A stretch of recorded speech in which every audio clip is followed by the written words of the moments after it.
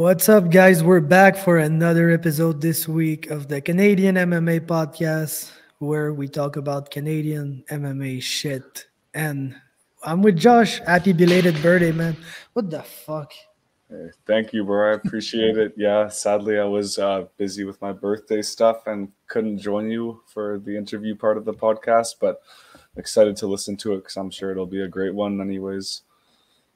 Yeah, no, it was really good. We had a great talk with Aiemann Zahabi, the one and the only brother of Firas, and the guy who's going to be fighting at UFC 289 in a fight that I believe could be a sleeper on that card because of how Lang, the guy is absolutely insane and rarely he disappoints. So I think this could be a very good fight. So yeah, we spoke to Aiemann about that, about like MMA in Quebec generally, and I even took time to shit on the commission a bit. So let's do this. And let's go to this interview right now. Then we'll be back to talk about everything that happened during this fight. I'd say fight week because we even had like Wednesday fights this week. So let's watch the Aiemann interview. Then we're back. What's up, everybody? We're back. And we're kind of getting excited right now because it's May. And that means UFC's coming to Canada really soon. We're going to have an exciting event. And we're going to have the one and the only Aiemann Zahabi on that event. How are you doing, my man? I'm doing fantastic, bro. How are you? I'm doing great, man. Like I said, we're getting geared up towards that card. It's been a long time since we wanted to have the UFC back in Canada, and finally it's happening in Vancouver. Just generally, man, how you feeling? How's life, man? How you living? I feel amazing, man. I feel too good. I was just telling one of my friends the other day, things are going really well in camp, and I feel great. I'm really excited to perform. Yes, it's gonna be your third fight. Basically, you're fighting every year. Is that the plan, or is that like no? It's not the plan. It's not the plan. It's just how it ends up happening. But hopefully, this year we'll get two in at least. I'm really hoping we make it work. I finally signed with management. I'm with Daniel Rubenstein now, so hopefully with him we'll be able to put a couple of fights together a year at least.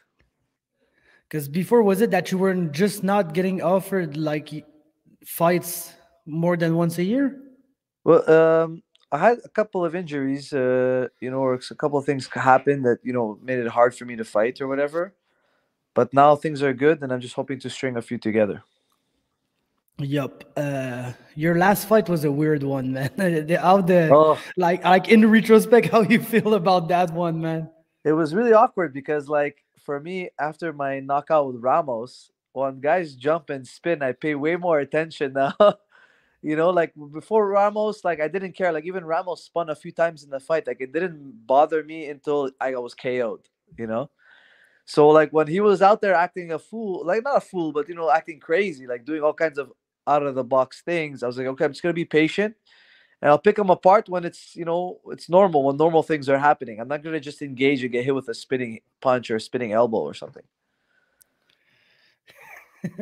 So he made it super awkward, man. And I feel like even him, he didn't really want to engage very much too, because when I stepped in, he stepped out.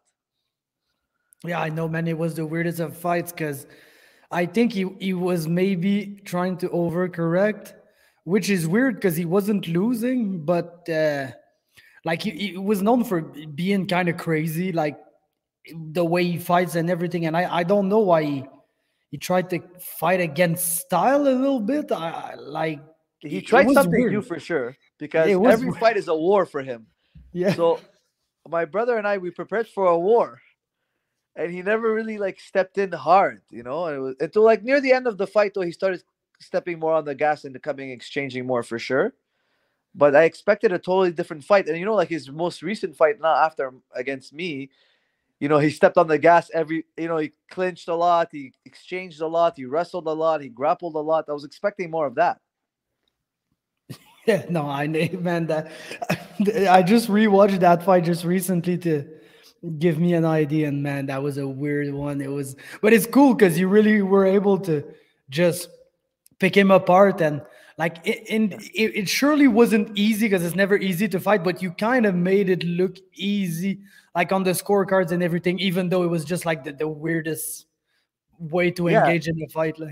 Like I took it as like I pitched a shutout almost, Yeah. Like he didn't land very much, didn't get hurt at all, and I landed a way higher percentage than him. And he just made it so that it made it hard for me to step in because he was very unpredictable, and I've been KO'd with some spinning stuff before, so he made it awkward for me too. So like we both really couldn't step in and hurt each other. So it just made for an awkward fight. I like the guy a lot. I spoke to him after. He's a great guy. I wish him nothing but the best, and I'm happy to see that he fixed it after. Yeah, no, that's the most important, because for sure coming out of tough, he had like a little buzz and everything. People like he's an interesting character. People wanted to know more, and that fight was weird. But he looks like he's back on the path, and you are too, because you got 2 wins in a row now, and you're fighting. Like, do you expect another war this time? Because because this guy is very hard to put away. Yeah. Eric Lang, man, like he's nonstop pressure, and if he starts losing, he ramps up the pressure even higher, and he goes to decision a lot, like wins and losses, like so many decisions. So I'm not expecting him to put him away, but if I do, it's great. But I'm ready to go 15 minutes with him. Like when you see a guy who basically has got 34, 35 pro fights, has been only fighting since 2015, got some custom rules bouts here and there on his record too that we don't like really know what is that about. Like, what do you guys make of that when you see like a record like that, a guy coming in like that with such a, like, man, I mean, fucking a lot of fights for 2015, man. Yeah, it's a lot of fights, and he's got good experience, but I don't expect him to come up with a lot of new stuff. I'm expecting to see kind of like what we saw in the last 3-4 fights there. I don't think it's going to be anything drastically new. Hopefully he's not going to pull like something like with Ricky, come with something completely different. He's maybe more set in his ways is what I'm expecting. But you never know, man. Maybe he pulls a Ricky, he starts doing Hadoukens in there. I don't know what's going to happen in there. But he seems like he's a kickboxer with some decent wrestling. And I don't know what level he is in jiu-jitsu, but I don't think jiu-jitsu is his strong point. I think striking is his strong point, pressure and wrestling. Yep, and he's on a 2-fight winning streak too, though. We could, like, let's say we compare your records, like UFC records, we could say that you have faced better competition than him for sure, I feel. Like, he fought some good guys. He was a flyweight. He moved up, but his last 2 wins were like okay at best. Yeah. But I think generally, even though like you have less, let's say, experience, and I put quotation marks here because we know like it's basically not that. But yeah, no, I think it's a crazy good matchup, man. It could be like a sleeper fight on that card that just over delivers on the prelims, man. I'm really hoping it is. I'm getting ready for that. I'm getting ready to put the action for 15 minutes. Non-stop. I'm preparing with my team. All my guys are coming in, helping me get ready, and have somebody coming in who's an ex-UFC fighter coming into camp to help me next week. So I'm excited to have him on board. For sure, man. Yeah. And what does it look like at TriStar now? I kind of feel like you guys got a new wave of guys right now. Like there was a while there, like we all know, like George and Rory and all these guys. Then we had kind of an era with lots of European guys that were coming over, like Arnold Allen, Mersad, and Roberto and all these guys. Yeah. But I feel like since, like, of course, I had the chance to see it with Samurai and everything, but I feel like there's a new wave of young talent coming out of TriStar right now, which is greatly complemented by like an impressive number of very good wrestlers that come from the Middle East. Yeah, it's going really well. I got like Xavier Aloui now. I think he's gonna get his UFC call very soon. He's won a lot of fights. He's the champion out there in the UAE. Alex Morgan is popping off all the time. I know he lost that fight at Contender Series, but it was a mistake in a moment. He got hit behind the ear, he ducked his head, like. Things could have went the other way for him if he just didn't get hit that way. Like you never know. It's a roll of the dice sometimes in there. Frédéric Duprat is doing fantastic. We got a lot of guys coming up. We're going to see a lot more blood. Like Mick Dufour just won a sick fight against an ex-UFC guy. So many cool guys coming up from Montreal and in Quebec. Yup, now Dufort and Morgan need to be there. I'm gonna be honest with you. That's the only thing I don't like about this card. Well, the main event, and basically, I wanted to see some new guys. Like I feel like Yeah. every time the UFC comes to Canada, we at least get to see one or two new fighter coming in and making their way. And there's like so many fighters that very much deserve and need to be Yeah. there at this point because like Dufort and Morgan and these guys, man, they're experienced. Like they're not guys that will come into the UFC that you'll need to build up for a while before they're able to fight No, very they're good already people. exciting. They're already exciting, man. You know, and like Alex Morgan has beat the who's who in Canada already, and he had a great fight with Jourdain. Like, look how well Jourdain's doing in the UFC. You know, he's doing pretty good. And him and Jourdain had a tight fight, you know, until he got hit with a back fist. You know, like I mean, like, you know, he's just shy of making it. You know, and I feel like this would have been a great card to put one of those guys on. You know, like one of our upcoming guys, like you said. When they come back to a country, it's nice when they put one or two new guys or girls, whatever. You know what I mean? They give somebody else a chance. You know, that would have been nice. Yeah. No, they got too many people right now. That's a whole nother problem. But Yeah. they got too many people under contract. So I think it's tough for them. Like except when there's pullouts and everything, it's tough for them to bring I new also want to people in. mention that, you know, Mandel Nallo also recently, now he's a free agent. So that could be a nice pickup for UFC as well. Yeah, he messed up that poor. Oh man, do you have some intel on what happened there? Like, why was the fucking guy basically two weight classes apart from Mandel? And I know. I won't heard ask that. why Mandel still took the fight. We know why he's crazy, but Yeah. like, Mandel took the fight because he's got a new outlook. His whole thing is he wants to get a fight every couple of months now. Like he wants to be the guy with 30 fights. He doesn't want to be a guy with 10 fights. He doesn't want to be a guy with 15 fights. He's convinced that the only missing link is experience. So he wants to ramp up the fights. So like I expect to see him fighting in the next month and a half. Like he's gonna take 1 week off. He's coming back and he's gonna want to fight again. He said he wants to fight before the end of July. So he's got this new idea that, you know what, the only thing that he's missing for himself is just fights. And when the guy came in overweight, because I think, listen, I might be wrong, okay, but I think the guy drove in, like from wherever he was living. He took his bro, camper and drove all the way. He Ubered from Atlanta to Myrtle Beach. Something crazy. Like I don't know what the That's hell he did. crazy. Yeah. So Mandel, he didn't want to waste the opportunity of fighting. So he took the fight anyway. Well, luckily the commission allowed him. Yeah. And yeah, I think he ended up breaking the guy's leg, man. Like it killed the guy's leg. No, it was brutal, man. And Yeah.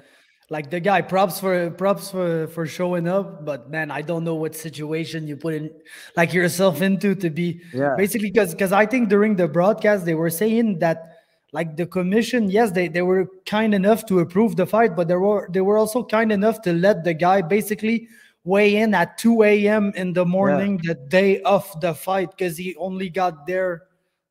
So I It's don't know insane. where he's from. What is there something that happened with planes, the airport? I don't know, but that was a crazy situation. And No, because man, he told the from what I understood from the like what I've heard is that he told the promotion he would drive in. So they said, okay, drive in. Like they didn't say, oh, we're not gonna book you a flight or anything. They didn't. There was nothing like that. okay, so he was like kind of close to. Well, I guess Atlanta's not that far from Myrtle Beach, but it's kind of still far to take a Uber from there. Like, how Yeah. much did it cost him? Like, his old fucking clothes? Bro. Like, this is so insane. But I'm happy for Mandel that he was able to take this fight and get a crazy good win, man. Yeah. A cool little promotion to XMMA. I think they put on some great fights generally, and since it's free on YouTube and everything, people look. So it's cool to see him back. Man, what's the dream scenario in that fight? He like your opponent, he doesn't speak English. So you can tell us everything.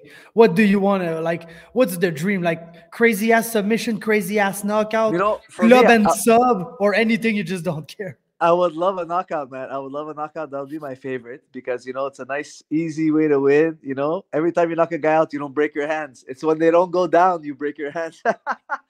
You know, I was talking with Arnie. Arnie's hands are messed up from the fight against Max Holloway. And, you know, when you don't knock a guy out and you hit him a lot, it hurts. It hurts a lot.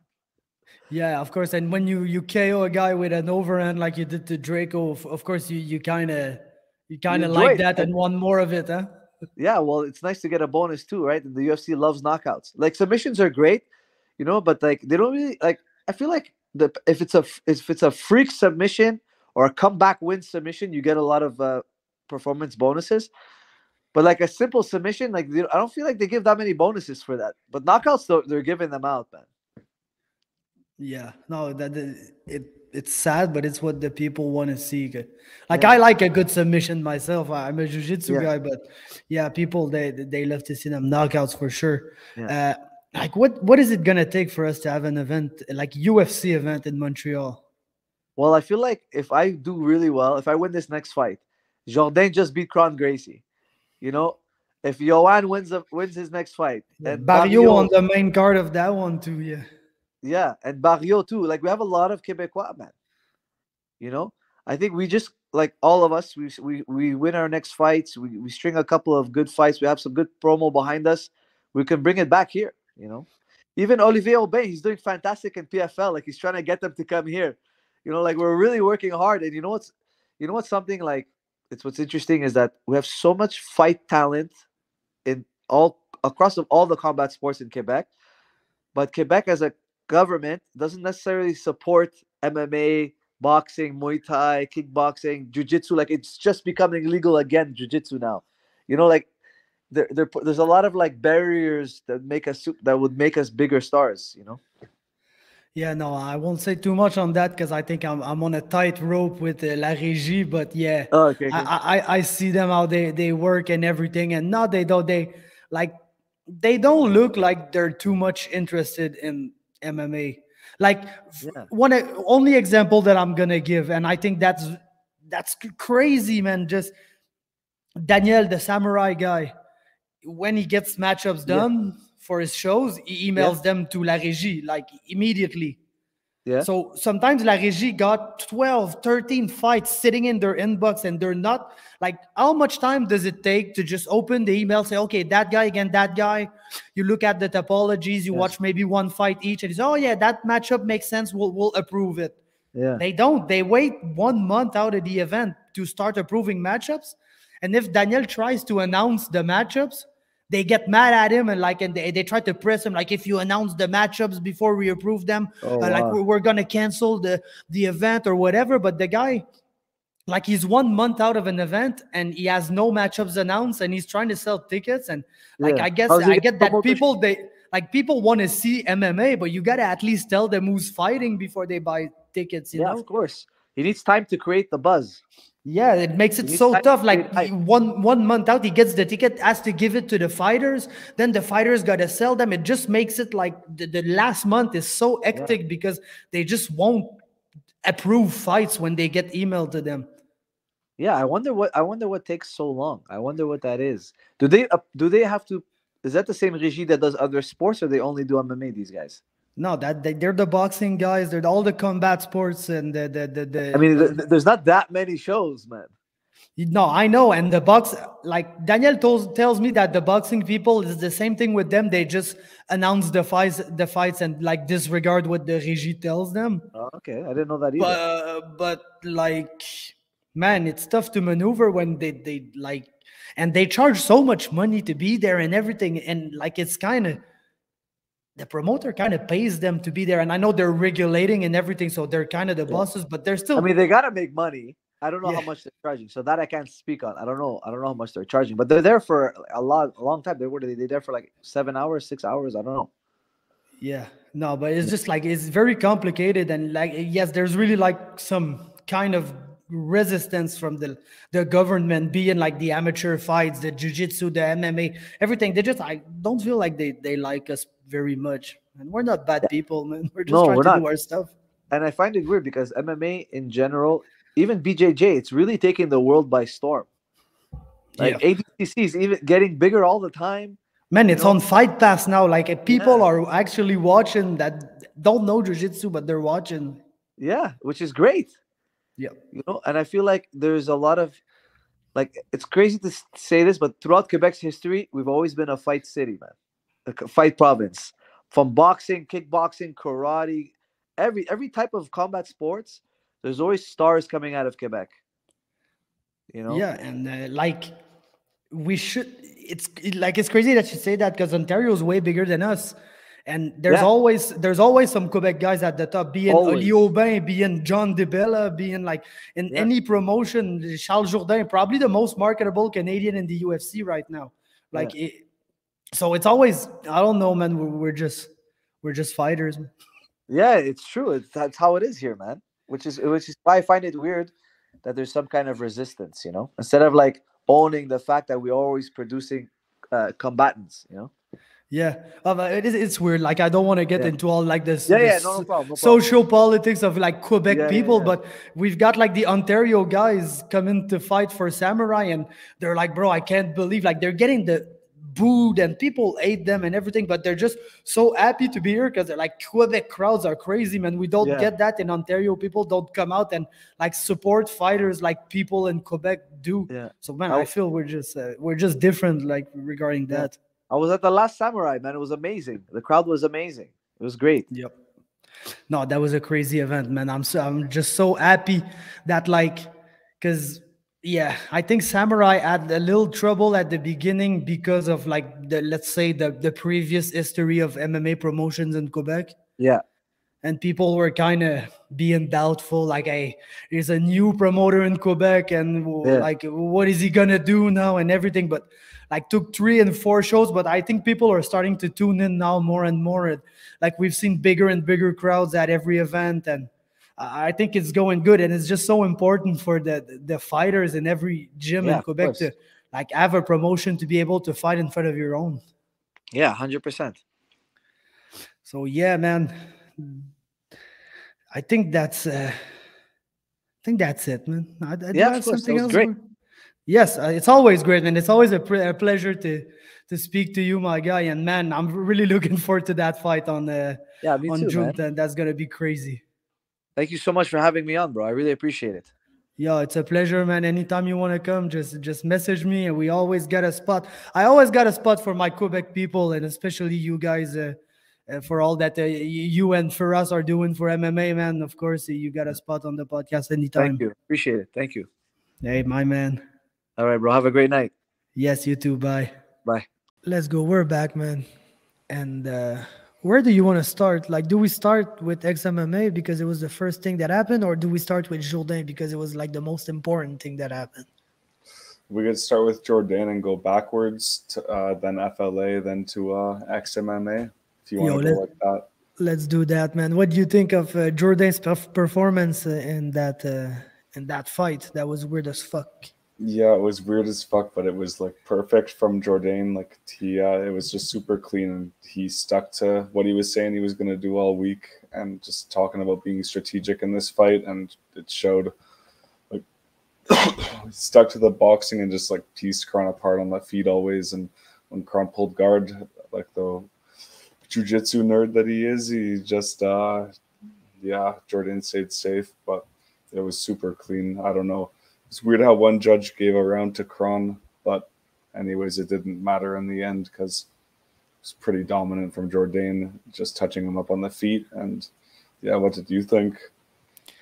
I really enjoyed his performance, to be honest, because Jourdain, like, we've seen him being a very good fighter, super fun, explosive, everything. But the thing that was always kind of lacking, now, I want to say that like in a bad way, but like he's not the most strategic fighter. Let's say it that way. Like fight IQ wise, there's some fights where he could have taken like more intelligent decisions that would have led him to easier wins, but he's not the guy who's going to take the easy road much of the time. And if he did that in that fight, he would have lost, even though I feel like Kron looked very bad. Like there was some rumors that Kron like basically didn't train for the last 3 years and was like in the woods hunting and fishing and doing like the weird stuff that Kron does. And kind of showed, to be honest. It kind of showed. But yes, I really enjoy the Charles performance because Kron being in the shape that he was only an IQ test. And Charles passed it. And you love to see that from a guy who, like I said, tends to never take the easy road to win a fight. Like he prefers to to be there and like just be fun for the fans and be entertaining and everything. And that's what he could not do in this fight, and that's what he didn't do. And I enjoyed seeing that. Like there's some small details here and there that I really appreciated when he was on the ground, especially because that's pretty much the thing that I could analyze the most. Sera pas là.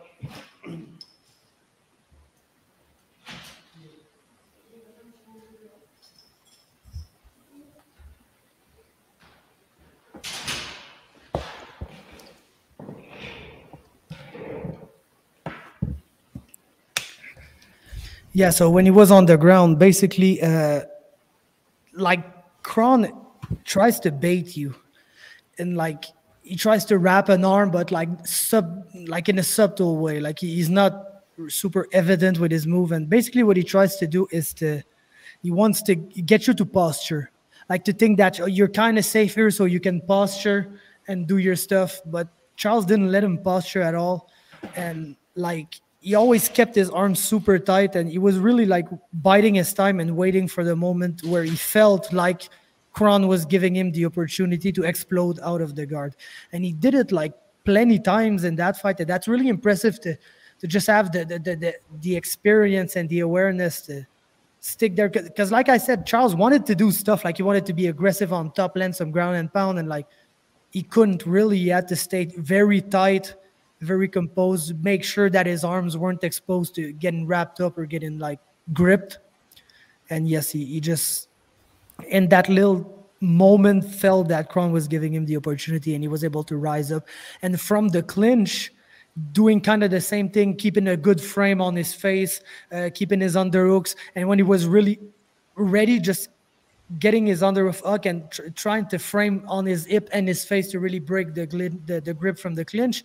And he did it so well that in round 3, he was even able to land knees from the clinch when they were breaking up, which is something that you got to be confident in, because if you land a knee and he catches it, then he's able to take you down easily. So he really was – he had a good feeling of the grappling action, and sometimes feeling is as important as technique, because feeling is experience. Like basically, if you're unexperienced, you're not going to feel those small things that Charles was able to feel, and that led him to escape these grappling positions and absolutely fucked him up on the feet. So really good performance, probably like one of his best in career, to be honest, even though like people are probably going to say, nah, the Duo Choi one, even the Burgos one, like all his wins, but I think that was one of his best, because he fought completely opposed to what his style is and still was able to do well. So gotta love that.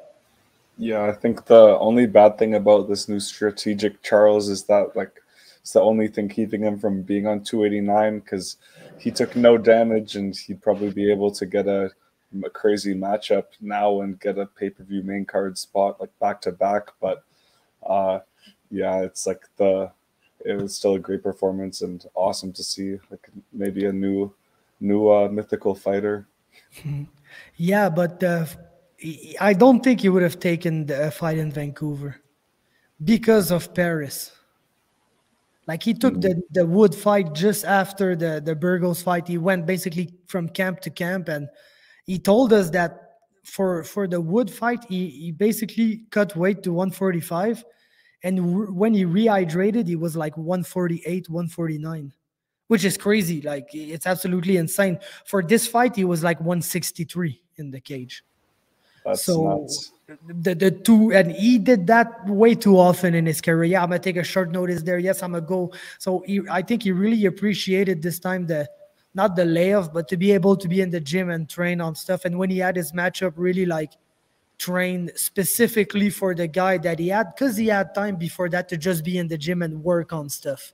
So I think he really appreciated that, and he felt the benefits of that in that fight. So I think that we're probably like, except is for a crazy opportunity or a big money fight or whatever, I don't think we'll see Jourdain take fights like he did before. I think he's going to be more, I don't want to say on a schedule, but like maybe 2-3 times a year, but with like good 4 months between each fight to make sure that he can train and prepare and do his stuff. Yeah, if he keeps having performances like that and clean wins, I'm not opposed to it. Yeah, because there's like his losses. I don't think there's one loss he had that he wasn't in the fight. Like it's not a case of this guy is just not good enough to beat this other guy ever. But there were some circumstances here and there, and I think that if he's able to mitigate those circumstances, he'll be able to maybe get on a winning streak and maybe finally get ranked and like fulfill the potential that we always knew he had.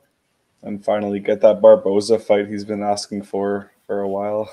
Yeah, I hope he does, man. I think it's the best time of his career. The other thing too is that like he's 27 now, which is still young, but is older than he. Yeah, that's gonna sound so stupid, man. But it's older than he always was. Like in the sense that, man, like when you get to 26, 27, like you're a man. Basically, you're not a young adult anymore or anything like that. So he really grew into his frame, and he's got his old man strength and everything, and it starts to show like in his game. So I think everything's kind of peaking at the right time for him. So let's hope for the best, man, because he's probably like with Mike Malott, they're the two like brightest Canadians in the UFC in terms of prospects and like ceiling. Yeah, like those two as far as the male side goes, definitely like stand out. So it's just great to see him like put it all together in a performance like this on a pay-per-view main card as well to open up the show like that. So yeah, it was sweet. Sweet.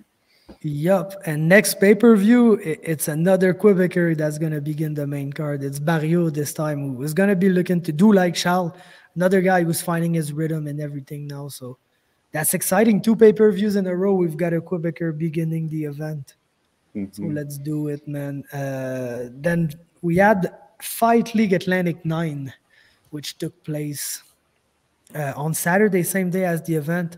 I was pretty happy about the time that it was shown at and the time that it took to get through the event, because like basically I had the chance to sit down and watch the event and not really concentrate on the UFC prelims. And when it was done, I had the chance to then sit down and watch the UFC fights that like basically I cared about. So that was pretty cool. How did you like the event generally? I thought it was a really fun event. Like, unfortunately, I was out and missed the first 2 fights of it, but was able to catch the last 5, and they were all pretty entertaining fights. Getting to see some more up-and-coming fighters, and yeah, I was really entertained. Yep, I think like if I speak for myself, I enjoyed Fight League Atlantic 7 more than the 8.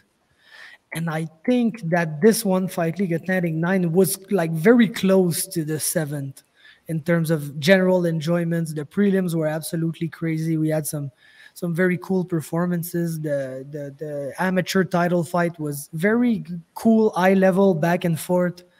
And yeah, the pro fights, my boy Irving always is competitive, even though he never wins. So that was a cool fight there, and then the main event was a cool performance. So generally, I think the event was great. Let's begin by looking at the fights, but I need to open their Instagram because I noted like their last names, but I won't pretend that I can come out here and name all the first names of the people that fought. But yeah, first fight was Brandon Binder against Mateo Munoz, and yes, that was a cool back and forth decision win for Brandon Binder, who was able to do some nice stuff in that fight. To be honest, Mateo was competitive, was always like fighting and trying to escape the positions and do his own stuff. But Binder was really good positionally in that fight. Was able to go get a very cool decision win to begin the night in a fight that was enjoyable throughout. Then Vraj, he was back. Vraj Brambat, second time, I believe, he's fighting for Fight League Atlantic. Was fighting Andrew Beaulieu and basically got taken down and triangled the guy in not that long. Do they have the time on the No, they don't. But yeah, that was like I felt like it happened very quick, to be honest. Like they started the fight, they engaged, a takedown was landed, and Vraj went on to work for the triangle, which he got in the very first round.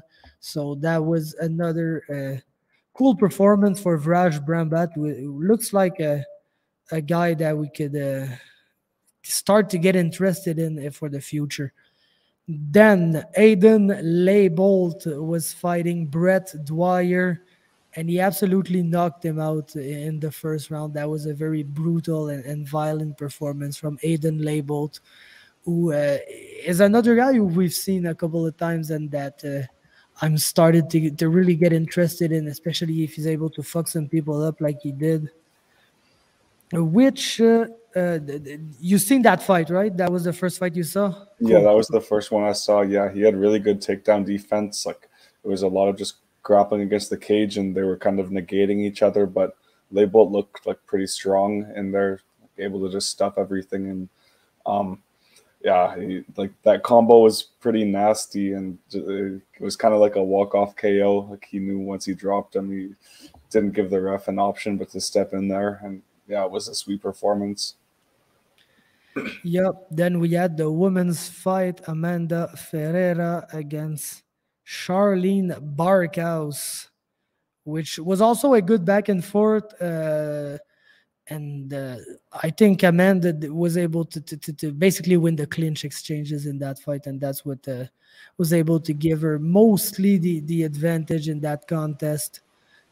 It was a cool fight, maybe like the least explosive, like highlight real filled fight of the prelims, but still I enjoyed the back and forth. Charlene was doing all she could to come back into this fight, but Amanda was really good. Cool performance, cool win for her. And yep.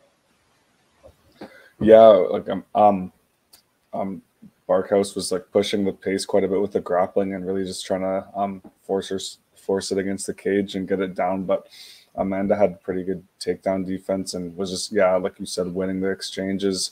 And her boxing looked pretty good too on the feet. Like, she had pretty high volume with her combos. Didn't throw just one shot very much, and yeah, had some nice kicks in it there as well. So it was a good performance for her, and moved to 2-0 now, I believe. Yeah, I believe too. But that leads us to our amateur title fight. My boy Luc de Sainte Croix, who I've been talking about a lot on this podcast. I'm very excited for his future. And he was fighting AJ Marquette from Ader BJJ.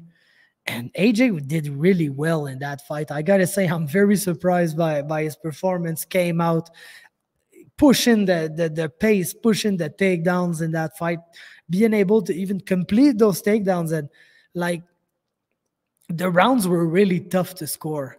Like, good thing that Luke was able to get a finish in that fight, because even me, I gave him the first round, I gave AJ the second, and I really didn't know about the third. It's just, it was a cool fight, very good back and forth. And Luke, I feel like maybe was not winning the wrestling in that fight, but when it got to the ground, was able to scramble really well, was able to be probably the better overall grappler in that fight, which meant that he was able to reverse some positions and really get some success from his opponent's takedowns.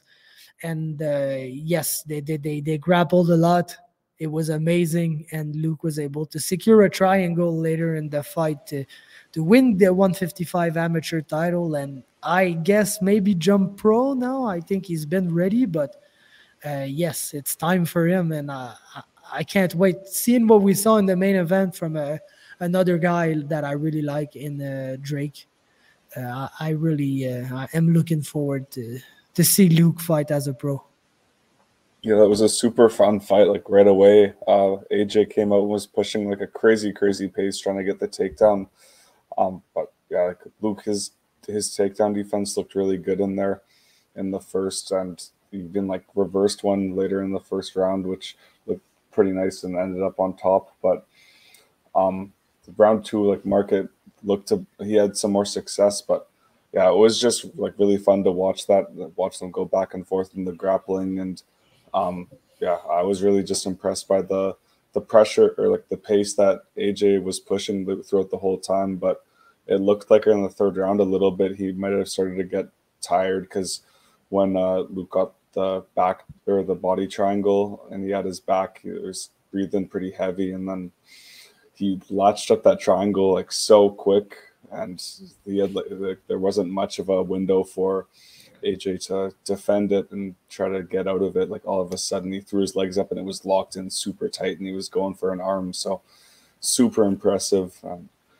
Can't wait to see him maybe make his pro debut next, like you said. Yeah, no, there every year with Fight League Atlantic, there's like a finish that I'm like, oh man, I wish I could put it on my list of like the best of the year, but like I try to stick to pro because I feel like there's many pro fights, and like I don't know why, but I try to stick to pro. I try to not mix pro and amateur. Last year was the Dylan Shepard spinning kick knockout. That was absolutely insane. That was probably the knockout of the year, but like I couldn't give it to him because it was an amateur fight. And like I think it's pretty much the same thing with that Luke triangle. It was super fucking cool, man. And you like I like his style so much, man. He's one of my guys. I won't say it enough. And yes, that leads us to the first pro fight of the evening: Cam Nelson, Irving Molina. And yeah, Irving is tough. Irving is a good striker generally. He's able to hang in his fights, but when it gets to the ground, it's just very tough for him, which was kind of puzzling for me that Cam was like not pushing the grappling heavier in that fight. I don't know if he wanted to like show his hands off or anything. He's a good striker too. Like don't get me wrong, but like it may be because I saw and called some Irving Molina fights before, but like man, if you take this guy to the ground, it's pretty much a given that you're gonna be able to do some stuff, to do some good work. And yeah, Cam took his time before taking it to the ground, but ended up taking it there and was able to get the third round submission, which got a suck for Irving, who like at least this time he was not competitive as the fight was getting like closer to the end, but like he was close to not getting finished. Like his last fight got rear naked choked in the like 2 fights ago. I'd say got rear naked choked in the first round by Joe Ramsey, then gets rear naked choked in the second round by Suab. So there's kind of an improvement there, but like not that much. And then this fight, he's able to make it to the third round, and it's looking like, I won't say looking good, but looking like maybe he's not gonna get finished this time at least. And then he gets finished either way by submission, same submission as all his fights. So yeah, tough one for Irving. Very good performance for Cam, who showed us like I won't say a different wrinkle because the guy has been striking and has been grappling and everything. But yeah, of course, when you come from a gym that is named after Renzo Gracie, people are gonna expect more jiu-jitsu from you than striking. Cam is able to do both, and he's a very cool fighter, man. Yeah, no, Molina got off to a pretty good start on the feet. Like was landing some good shots and stuffing the takedowns even the first couple. But like Nelson found that chin midway through the first round, sort of, and it was a pretty fun fight. Like there were some crazy shots landed by both guys, and both sort of battled through adversity, but. That the grappling, like usual, was just it just helped Nelson win that fight. And yeah, now he's 5-0 in his career, which is pretty impressive. He's a super entertaining fighter. Like in all of his fights, he's just pushes a fast pace and is really fun to watch. But yeah, I was super entertained watching that fight. Molina's kicks looked good, and Nelson was able to connect on the shots against a taller opponent. Yeah, grappling looked good, but yeah, just each round it got a bit more in Nelson's favor until that third. He was just able to do what he wanted on the ground. Yep, absolutely, man. And that leads us to our main event of the evening, the pro debut. I would say much anticipated pro debut of Drake Farrell, multiple time submission kumite champion, amateur champion. Another guy from Tower One Combat Sports, which is the same gym as Luke, the same gym as Abdel, who we were supposed to see on this event. Unfortunately, some bullshit happened at the weigh-in. Not on Abdel, but yeah. This fight didn't take place. Unfortunately, we're gonna see Abdel back for his pro debut probably next event. So we'll be on the watch out for that. But yeah, so many people from Tower One, like all over the card. Even Brendan Binder is from that gym, and we really see Tower One and Renzo Gracie, Prince Edward Island with Aiden Labelt and Cam Nelson and these guys. They are really the two gyms that we see coming out of the lot for Fight League Atlantics, for cards in Eastern Canada. I know there's some like good OG gyms in that area, but since Fight League really came to life, it's really these gyms that we're seeing like come out of the pack. Even Maria Clinton, which was also supposed to fight, is from Renzo Gracie PI. So they're able to put 3-4 fighters on every card. And I just want to give a shout out to these two gyms. Very good gyms from Eastern Canada. We like to see that. But yeah, what'd you think about Drake? Yeah, I thought he looked really good. That fight was pretty crazy. Like right away, they both got into it, and they were like just trading kicks a lot of the time and not landing a ton of punches at the very start, but a ton of kicks and all just offense from both sides. Farrell had some success with the grappling too, and landing shots any chance he could, but it was just like a relentless pace that he put on, and he was having fun during like every second of it and smiling during the fight. But yeah, like McDonald was landing his own shots, but it just looked like Farrell seemed to be getting the better of every exchange and landing a little bit harder and landing more. And he couldn't drop him, but he did everything else that he could, and the ref had to step in there. Really good performance and a crazy fight. Yeah, but like Matt McDonald fights are always crazy. Mm-hmm.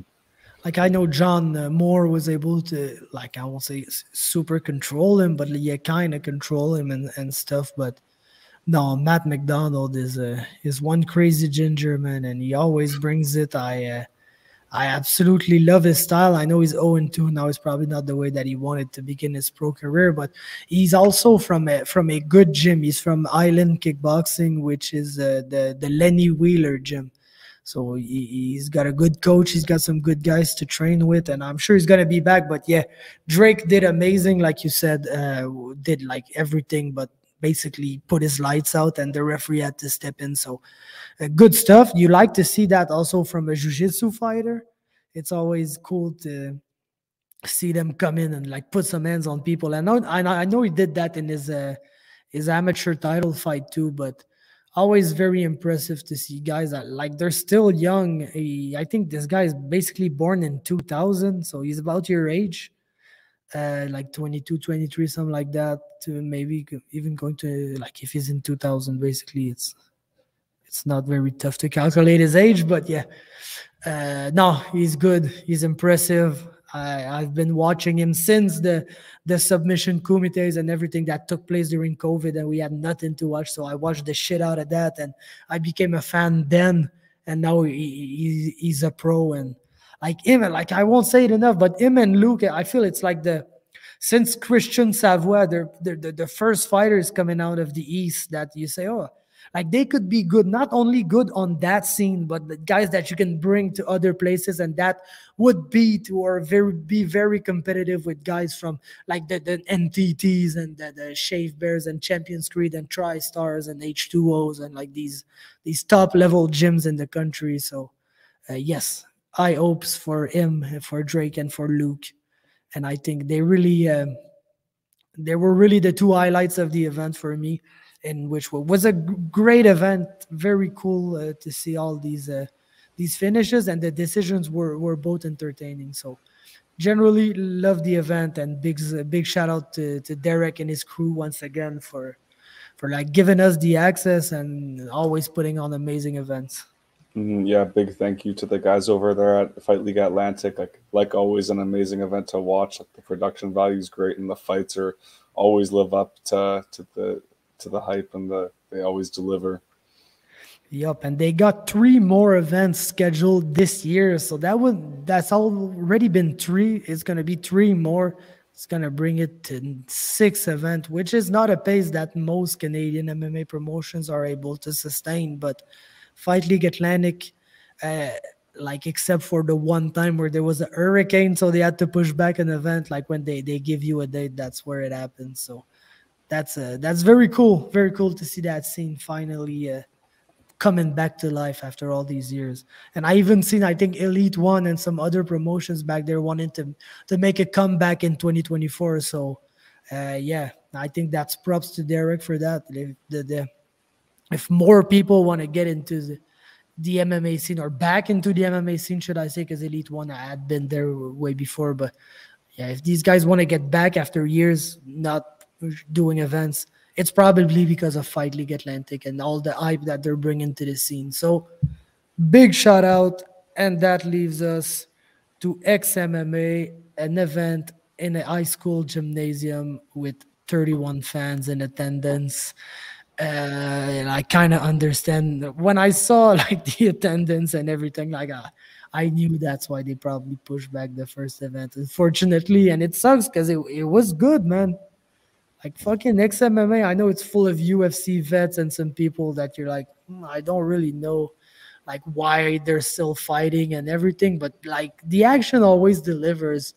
And I even feel like we saw some good prospects and everything on that card. Not only our guys, but including our guys and including Francesco Lepore, the gorilla who was an underdog for that fight.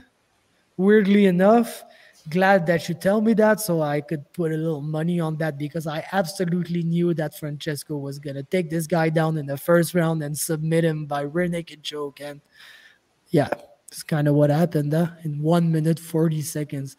Made it look absolutely too easy. Yeah, I didn't even know anything about Francesco or anything, but all I know is he trains at H2O MMA. H2O MMA. They're on like a 19 fight winning streak, which is absolutely like insane. So you just gotta. It was a great performance by him, like that. He just was able to implement the grappling. Like that's sort of what I was thinking he'd be able to do, and yeah, made it look really easy. Just showed that there were levels to it, and took out the home. I think he was the hometown guy that he was fighting. So yeah, the Carolina guy at least. So mm-hmm. yeah, that was good. Bro, how stupid was the first fight on that event? Did you see that? Remind me what it was. Like Brendan Ide and the guy named Jesus. Oh yeah, I saw that. That was dumb, man. Like dumb. Like 2 guys going at it, like absolutely fucking the shit out of each other up, then getting super tired, but they both kept fighting. Like it was insane, man. I think Brendan Ide dominated that fight in the end, but yeah, that was like you open it up like a regional-ish promotion. You don't really expect to see that that type of fight. Another thing, I don't want to shit too bad on XMMA, but like maybe don't bring Juliana Miller back to commentary. Yeah, no, please, no.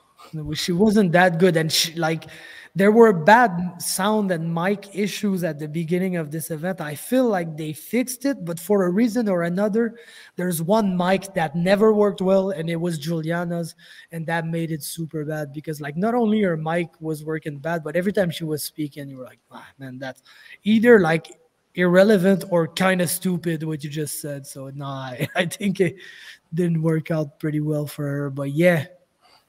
Yeah, I think that they might have caught on that it was a bad idea to bring her on. And they tried to do some damage control mid-event. Hope that people couldn't hear what she was saying, like cutting her mic out and sabotaging it. But I don't know.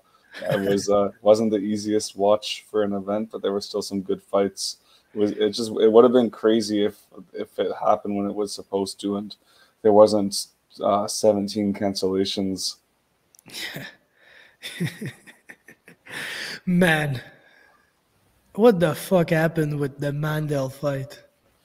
Yeah, that was just madness. But he was like by the time the fight started, he was a 14-1 favorite. So I was ready to see something like that.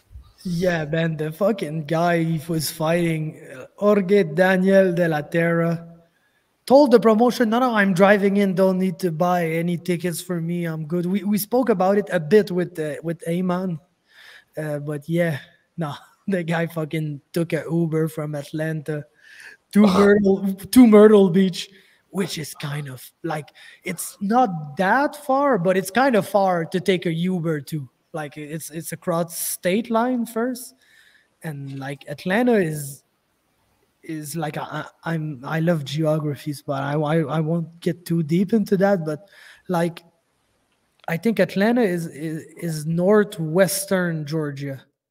So Atlanta basically is one of the only cities on the East Coast that is not coastal.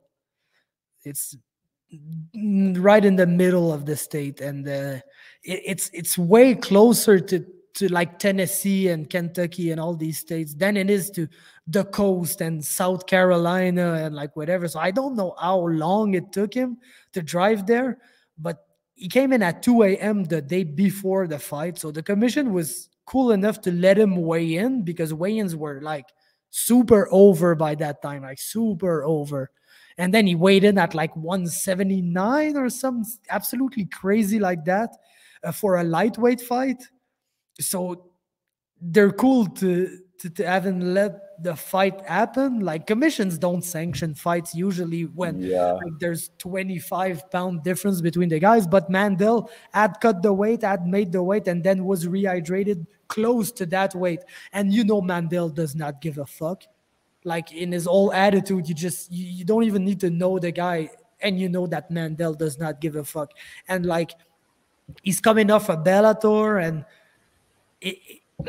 I'm getting into tangents here, but it's weird how fighters that like get off a UFC contract and that don't renew their contract, like some of them are happy, like Jourdain and guys that have been there and that kind of feel like they've been done wrong.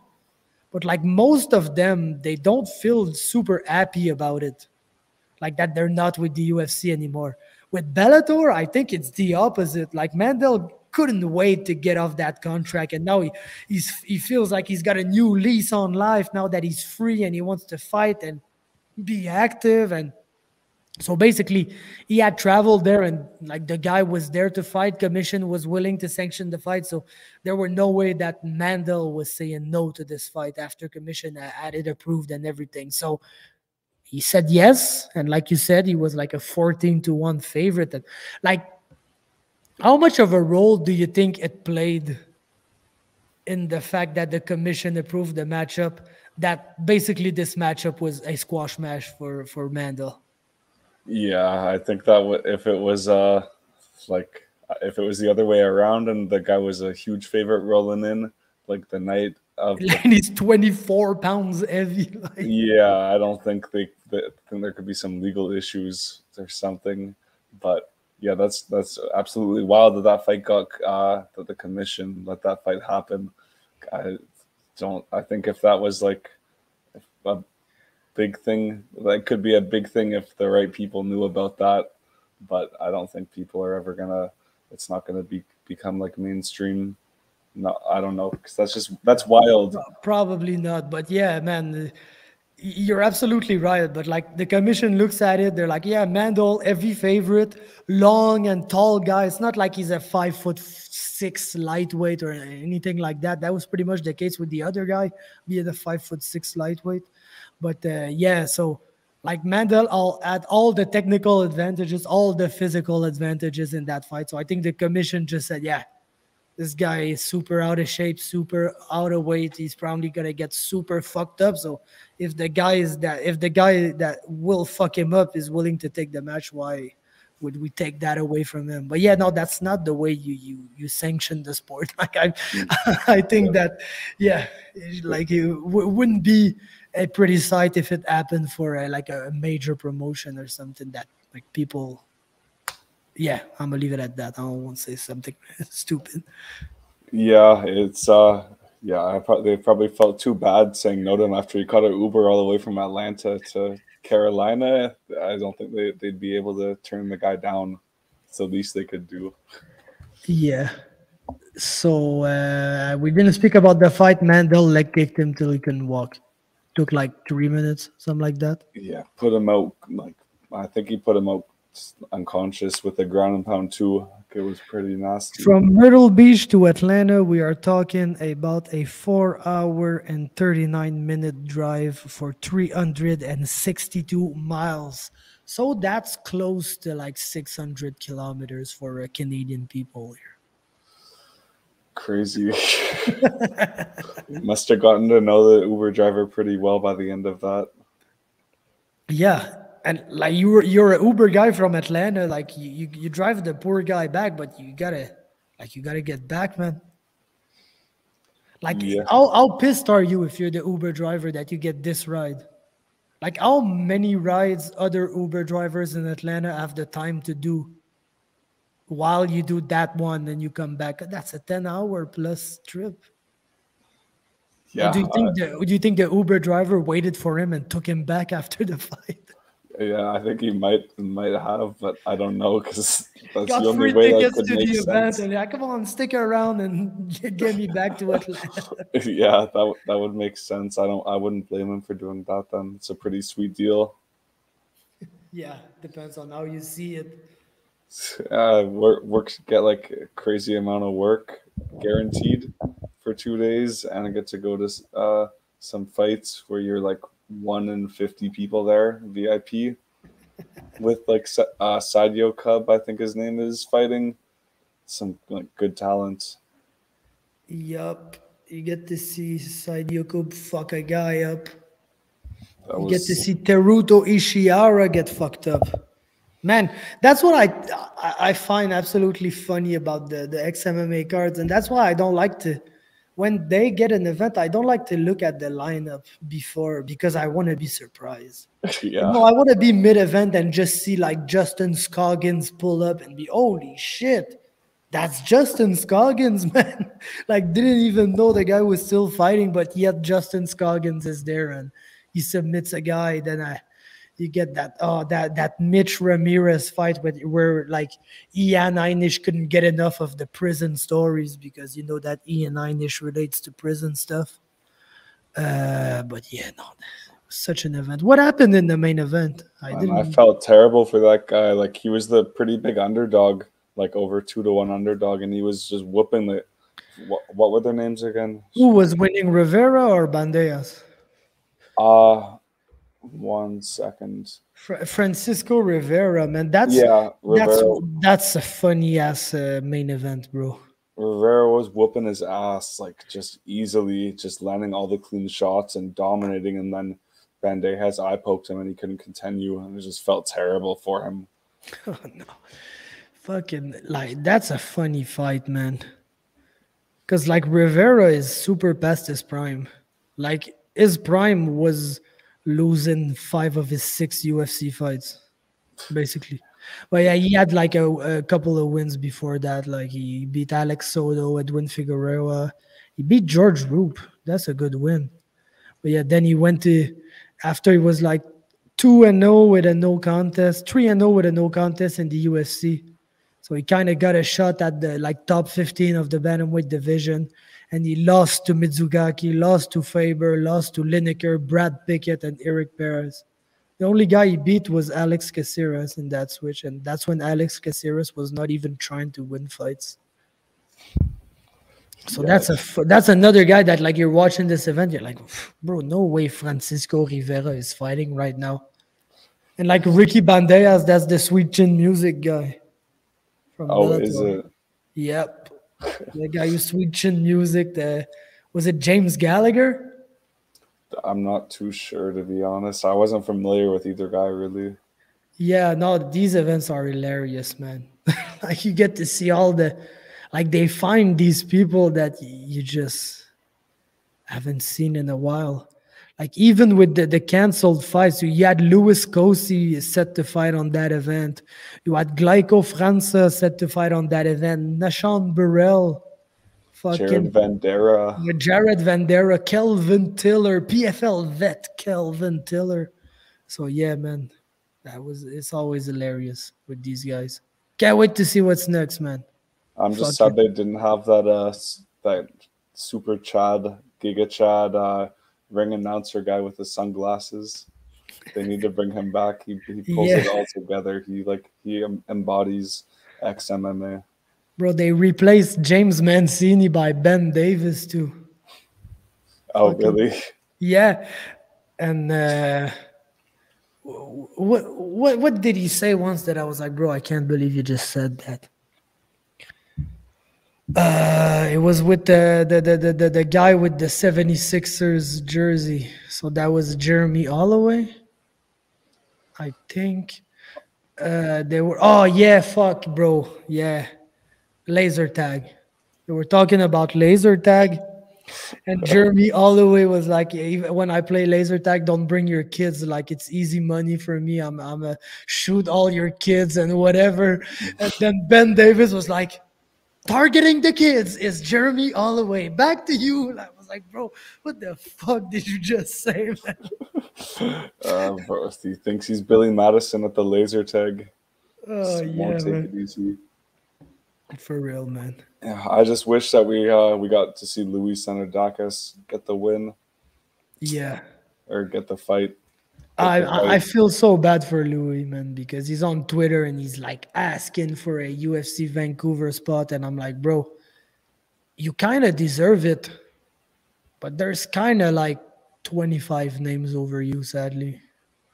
Yeah, it just would have been perfect if he had been able, like if this card had happened a month ago when it should have, and he got like a super impressive win against Vince Morales, and then he would have been like one of the top guys to get a call, I'm sure, if something happened to one of those fights, because I think there's a couple of in the lower weight classes, but I'm not too sure. Better luck next time for him, man. Was Maybe if he stays ready, there's gonna be a spot for him if there's an injury. Do you know why he wasn't able to fight at this event, or? I don't know. The thing that I know, though, well, I don't know the news, but I know there's some news coming for Matteo Vogel. Okay. Because that's what Charles told me, but he didn't say, like, because he didn't want to spoil anything. And I've been trying to talk to Matteo, and I think he's kind of hesitant to tell me. He shouldn't be, because I won't tell, like, publicly, of course. But yeah, I kind of get it, man. Yeah, Contender Series, maybe. Let's see, man. I don't know, but maybe he's fighting Pat Sabatini. That would be insane. Holy. Since it's not Gavin Tucker. I don't know. I'm just like, I really have no clue. Like, he didn't tell me, so I'm speculating here. But like, he's ready, man. He's one of the ready guys. So that would be amazing for him. And like, not saying that coming in and fighting Pat Sabatini is an easy UFC debut. But if there's one guy who's got the style to be able to compete with Pat Sabatini, I think it's Matteo Vogel. So yeah, Pat he's not a crazy stand-up fighter. He likes to get it to the ground, and Matteo, like, he's got great grappling. So that would be one of like the better matchups for him, I would feel like, and he has a chance to get some. If that's like a crazy if it happened, super far from guaranteed or anything like that, but maybe get some revenge for some of the Canadians that Pat beats. Absolutely, man. So now, explain yourself and your Blackhawks. Why did they rig the lottery, man? I'm just mad that I couldn't. My book didn't have the odds, because I was ready to put like $20 on the Blackhawks to win the lottery. But I just couldn't. Bro, it was them or the Red Wings, like. Yeah. Original 6 franchise, just lost their 2 like decade-long top players, and like that. People were saying, "Oh yeah, there's a new deal or whatever in Arizona." I don't really know. I don't follow the Arizona hockey news pretty much, but like I heard that there was stuff going on there, and everybody was saying, "Oh yeah, the Coyotes are absolutely getting Connor Bedard because like the NHL tries to keep that franchise alive. They're gonna do anything they can to." But like, bro, there's no way that Connor Bedard was playing for Arizona. Like, there were no ways. There's some original 6 franchises that need like generational talent. So it was I could have bet my life that one of the original 6 franchises was winning the lottery, and made sense for the Blackhawks, and they just did it, man. There goes your rebuild. It's like a one-player rebuild. I bet you Kane's coming back this offseason too. Well, it's going to be a big party. Taves isn't gone anymore too. They're re-signing Taves. Bringing back Hossa out of retirement. Pull that jersey rafter down. Yeah, Sharp get back in there from the commentary booth. We're having a party, and Bedard's leading the way. Yeah, first defensive pair, Seabrook and Keith.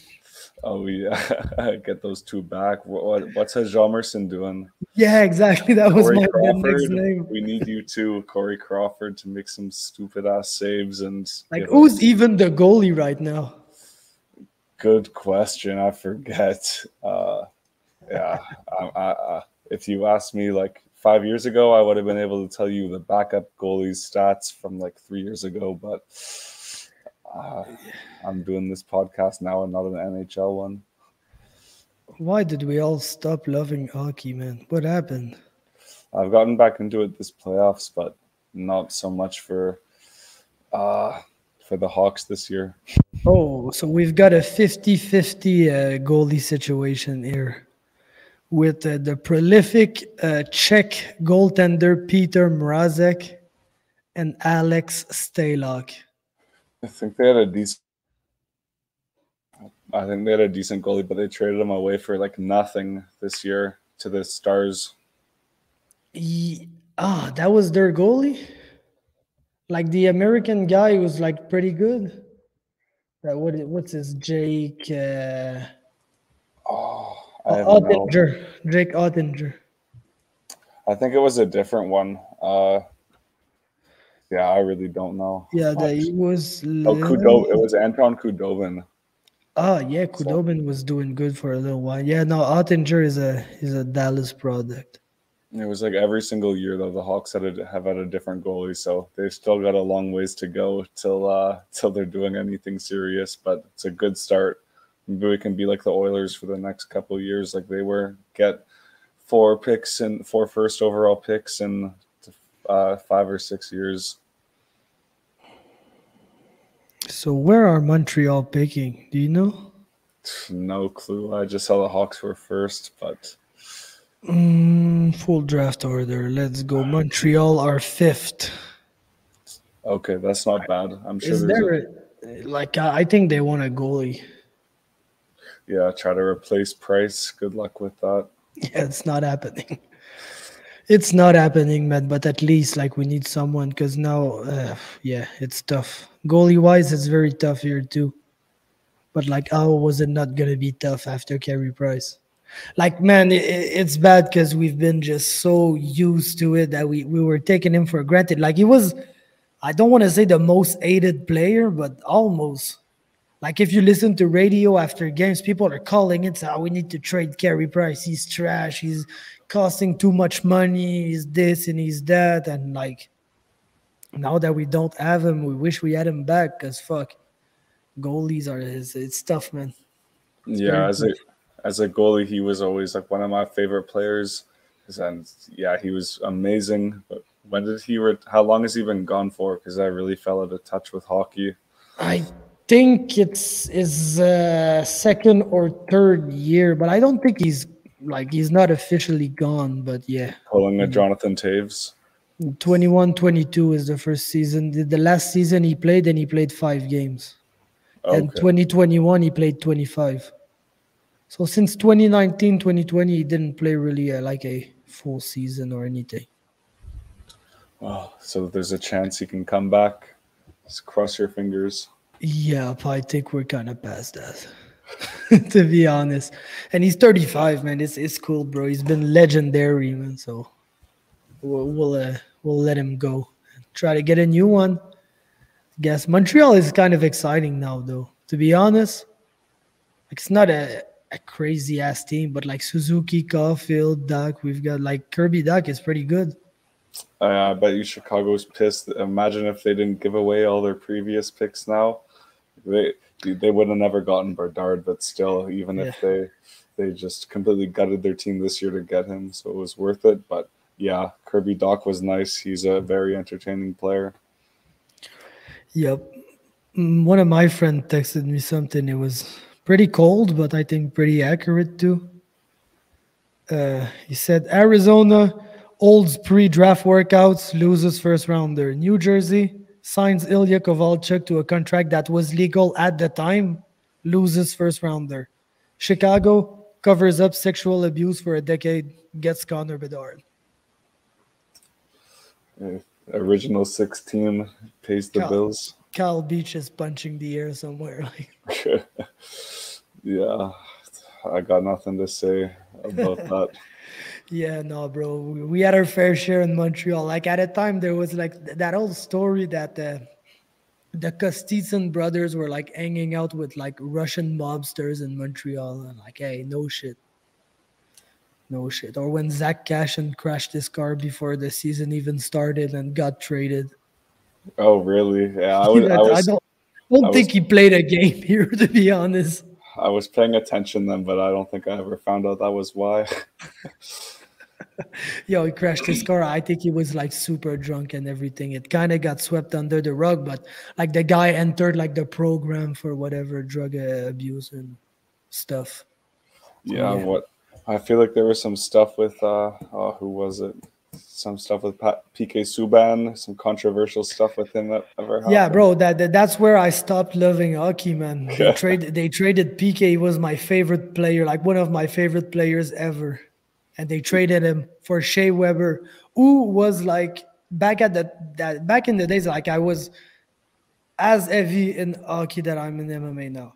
So like we had our guys that we liked to clown basically, and Shea Weber was one of them because the whole league was like, oh, look at Shea Weber, he's such a good defenseman. But the guy at 31 was getting slower, was becoming a very bad defensive player. Like he only had a slap shot. So we used to say that like this guy is basically Sheldon Souray. And we fucking got him for PK, who then went on to get to the Stanley Cup Finals the year after. So that was very sad. That was very, very sad.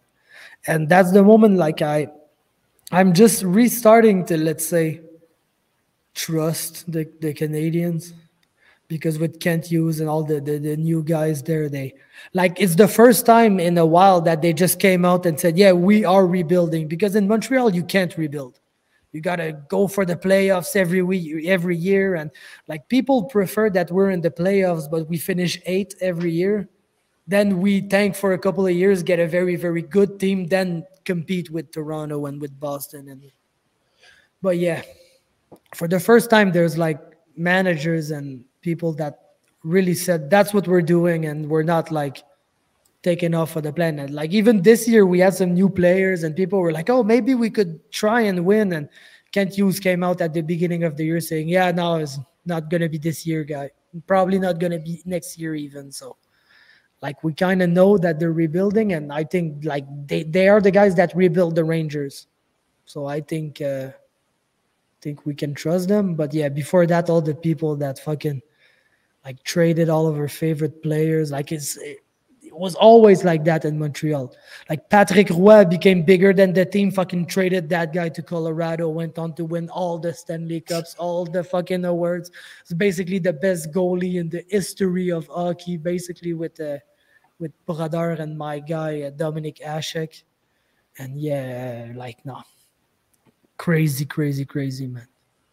It's tough being a fan of a hockey team in Canada. Yeah, I'm glad that my dad was a Blackhawks fan since he was young and put up with the rebuild years for 2 decades, so I can live through these times through my childhood with the dynasty and everything, and the beginning of a new one today. Yeah, no, our peak of the last 15 years is basically the Canadians eliminating Vegas in overtime on Saint Jean Baptiste, which is the Quebec national holiday. Oh yeah, that's coming up soon, isn't it? Yeah, it's June 24th. Okay. Yeah. Yeah, so that's the crazy day in Quebec where like I don't know why people get into the streets and are very super drunk, and so having the Canadians win on that day to get to the finals and like crazy stuff. Yeah, must have been a rowdy times there. Yeah, we wanted to go to Montreal, but we don't know what would have went down if we went there, because I think people got pretty crazy, and it was COVID and everything, so people were just like super fucking done with all that shit. And Yeah, like if you never seen like 35,000 people downtown Montreal in the streets during COVID, that's what happened there. But yeah, every time the Canadians win a playoff round, we burn cars and destroy shit. I don't know. Damn, yeah, and every time Vancouver loses a Stanley Cup final, the city, so it's like the same thing. My friend was there in 2011. Really? Yep, he was there, man. That must have been crazy. To Boston, to that. Like, That's if you're in Vancouver, who do you hate the most? I don't know who are the options, like Boston, Chicago.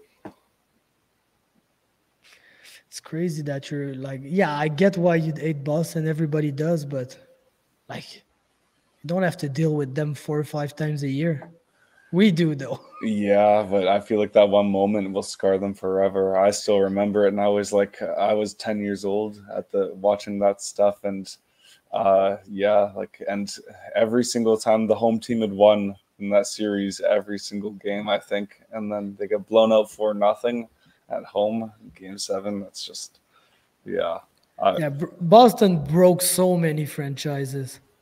Like, bro, I think the Leafs, like, old meme about the first round and everything, it really started with a loss to Boston, because like it had been taking place for years that they were not getting through the first round, but like that was the one of the first years that people were like they're gonna do it, and then they take the lead in the series, and like of course they choke because it's the Leafs. But Game 7, I don't quite remember, but I think they were leading either 3-0 or 4-0. 4-1, I think, with 10 minutes left in the game. Exactly, and they get absolutely Maple Leaf meltdown. Absolutely insane. There's a pub like not like 45 minutes away from my place, but I always drive by it to go to my grandparents, and they've got like on their sign every single year when the Leafs get eliminated, it says Happy National Maple Leafs Elimination Day, and I think they're pretty big Canadian fans. Yeah, it's crazy because I've been kind of having like this argument with people. Like for me, the enemy is Boston. But it's true that when I was younger, like Boston were always the favorites, and every time they played us into the playoffs, they lost. We always beat Boston. I don't know why. We beat nobody else, but Boston, we would not kick the shit out of them, because it was always 7 games and like the craziest series ever. But we almost always won against Boston. But like I don't know, in my head, like they're the enemy, like they're the good teams that always contends for the cup, like almost. But I feel like most people here, like the team they really hate is Toronto. But I don't get why, because like there's, of course, like Montreal, Toronto is like a classic rivalry, but it's not that much of a rivalry, because either they suck ass and we're good, or we're good and they suck ass. Like, except for the series, like the year that we went to the Stanley Cup Finals, like we didn't play Toronto in the playoffs for how many decades, basically. So I don't know why people hate Toronto that much and not Boston, but they hate Boston, but like less. Like people in Montreal, if there's a series, Boston, Toronto, like people are probably rooting for Boston, which is crazy to me. Like, how could you? Yeah, and it's like, I don't know. I feel like that's nuts. I would not predict that, because I thought that was the biggest rivalry in the NHL, was the Habs and the Bruins. But yeah, me too, man. That's the one for me. And if you go to Boston and you ask them about Montreal Canadiens, like there's no love there. Like they hate us as fuck. Probably more than Toronto, but that's probably because they always kick the shit out of Toronto. But yeah, who knows, Yeah, man? who knows? Yep, nothing crazier than the rivalry between Detroit and Columbus, though. Yeah, what about the Golden Knights and Kraken rivalry? It goes way back. Yeah, way back. Think the Kraken are doing something this year, or are they dying? I think they just whooped it. They just whooped that team's ass last night, but I'm not too sure. I think they could. I don't even know. I don't even know who's on their team, to be honest. I've just been watching the playoffs. Jourdain Eberle? Oh, they got Eberle. He must be. Yeah. He must be super old now. He's not young, yeah. I watched I looked at their lineup the other day, and it's really like they look like the first year Golden Knights. Like absolutely no star player, like no bad players. Everybody is a very decent NHL player, but no stars whatsoever. I think they got Matthew Beniers, which is young and not bad, but couldn't really tell. Yeah, let's look at this series. It's Dallas that they're playing now. Yeah, it's 2-1 Seattle. That's nuts. Yep. Hey, that's pretty crazy, man. They beat the Avalanche too. That I would have never. That I would have never guessed, to be honest. I was pissed with that. I like the Avalanche, but I couldn't believe it. I think. I think I'm rooting for Carolina, to be honest, right now. I think I'm Carolina or the Oilers, but I think the Oilers are about to choke to Vegas. Yeah, I think they're gonna, but I'm going for the Oilers just because I want a Canadian team to win. But besides that, man, fuck, I don't care about any of them. Panthers, maybe. I can't get myself to care, man. I don't know why. They're a cool team. Ketchuk is fire, but like I don't know, man. It's the Panthers. Yeah, none of these teams get me too excited that are left, but Bedard does. Of course, that's what's happened. But yep. Anything else you want to touch on? No, I don't know. What do we got? Anything coming up soon for? What's the future looking like? Kind of got a lull until June, right? There might be some stuff in May. Let's go look at Andy's website. He's the guy I for just that. hopped on there. Yeah, if anyone wants to know when the new Canadian events are, go to mmeh.ca. Check out Andy's page. But yeah, we got MFL coming up May 20th, and of course Samurai May 26th. Got some firefights that have been announced. Yeah. Same with Absolute MMA the day after that on the 27th for May. Man, I'm gonna need you to watch that for me, man. Yeah, I got you. Don't worry. I might need you to watch that for me. Yeah. You're gonna be busy traveling, aren't you? Yep, and it's gonna be the big day, man. Because I don't know if it's gonna work because it's a crazy long drive, but I really want to get to Thunder Bay on the first day. But like I don't think people I did not realize, even though like I said earlier, I like geography and everything, but I didn't realize how big Quebec and Ontario are. Bro, I'm 18 hours away from Thunder Bay. It's nuts. One whole day just to get to the other to get there, I gotta get through like north. I gotta go north, then go west. Oh yeah, you were. Yeah, so it's gonna be a crazy day. What's in Thunder Bay that you need to go and see? I don't need to see shit there but it's just that let's say the last place that exists in Ontario before you cross to Manitoba. So like I'd really love to, because it's gonna be the I don't want to say the bad part of the road, but like I live in Quebec and I know what like nature is like or whatever. So like there's no like sites that I need to see in Quebec.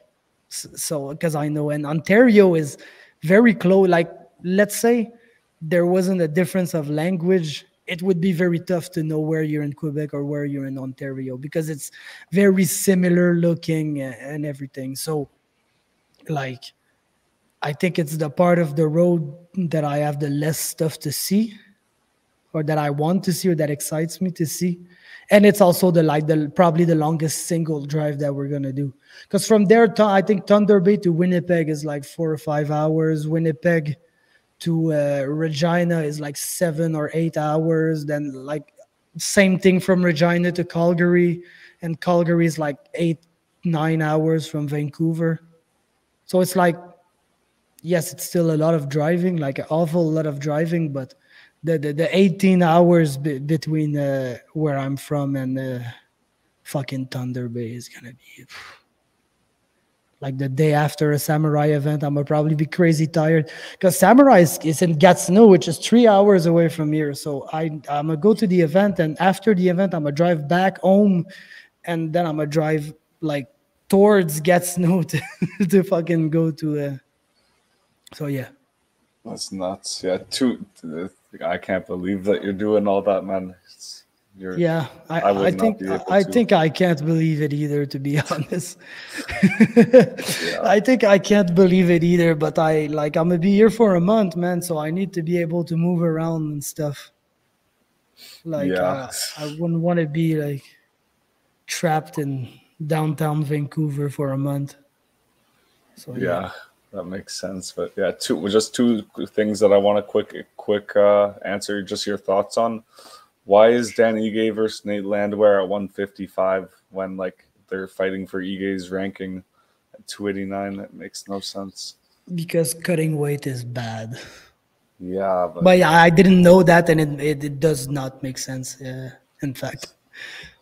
Yeah, and then also apparently I saw Dariush that they've got a backup for their fight between him and Oliveira for UFC 289. So who do you think that may be? Poirier? There better not be something happening with that fight. It's the only one. Like, please, MMA gods, let us see that fight. Can't believe that Wonderboy and Pereira, they weren't even contracts sent out for that. Like, that's criminal. And any others, like, no, that's the UFC, man. Like they always do that, like promoting it like it's gonna be on the event, like that was one of the bigger fights that they had to promote everything, and then we didn't send out contracts, sorry. Yeah, but the thing is that the UFC probably knows that there's one party that is not really interested in that fight. I'm trying to pressure them into saying yes. So they'll just announce it, hoping that it pressures him into saying yes. They've done that so many times with so many people. But yeah, that's some Dana White shit. Or I won't even say that. That's some Hunter Campbell shit. That's been happening since Hunter Campbell is there. Yeah, I'm going to have to ask him about it at the FL. Yeah, I'm sure he's going to be super receptive to everything we got to say.